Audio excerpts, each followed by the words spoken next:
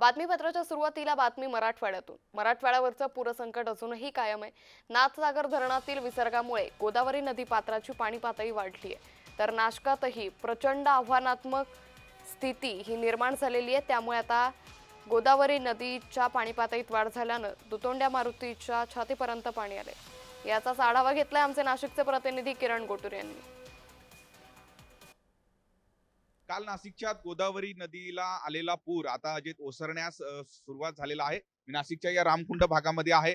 खरं तर काल खूप मुसळधार पाऊस नाशिकमध्ये सुरू होता आणि म्हणूनच गंगापूर धरणातून मोठ्या प्रमाणात पाण्याचा विसर्ग करण्यात आल्यानंतर गोदावरी नदीला पूर जो आहे तो मोठ्या प्रमाणात आलेला होता। दुतोंड्या मारुती सुद्धा संपूर्णपणे काल हे पाण्याखाली गेलेला होता, पण आज मात्र या दुतोंड्या मारुतीच्या छातीपर्यंत पाणी आहे। गंगापूर धरणातून अद्याप पाण्याचा विसर्ग सुरू असला तरी काल जो मुसळधार पाऊस नाशिकमध्ये होत होता तो आता कमी झालेला आहे आणि त्यामुळेच गोदावरी नदीला काल जो पूर आला होता तो आता कमी झालेला आहे। या संपूर्ण भागाच्या आसपासच्या या परिसरामध्ये सुद्धा काल आणि हे शिरलेलं होतं ते आता जे ओसरण्यास सुरुवात झालेलं आहे। या संपूर्ण परिसरामधले अजूनही काही छोटे मोठे मंदिर आहेत, हे पाण्याखाली आहेत। आज सुद्धा गंगापूर धरणातून जवळपास 10,900 क्युसेस पाण्याचा जो विसर्ग आहे तो गोदावरी नदीमध्ये करण्यात येत आहे। फक्त गोदावरीच नव्हे तर जिल्ह्यातील वेगवेगळ्या धरणातून आज सुद्धा पाण्याचा विसर्ग हे चालूच आहे। पण पावसाची जी तीव्रता आहे ते कमी झाल्याने पूर हळूहळू ओसरण्यास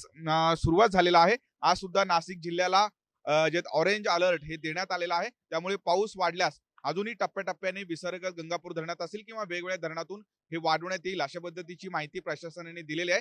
त्यामुळे प्रामुख्याने गोदावरी नदीकाठी राहणाऱ्या लोकांनी सतर्क राहावे अशा पद्धतीचे आदेश प्रशासनाचे आहेत। व्हिडिओ जर्नलिस्ट दीपक सह मी किरण गोटूर, जय महाराष्ट्र न्यूज, नाशिक।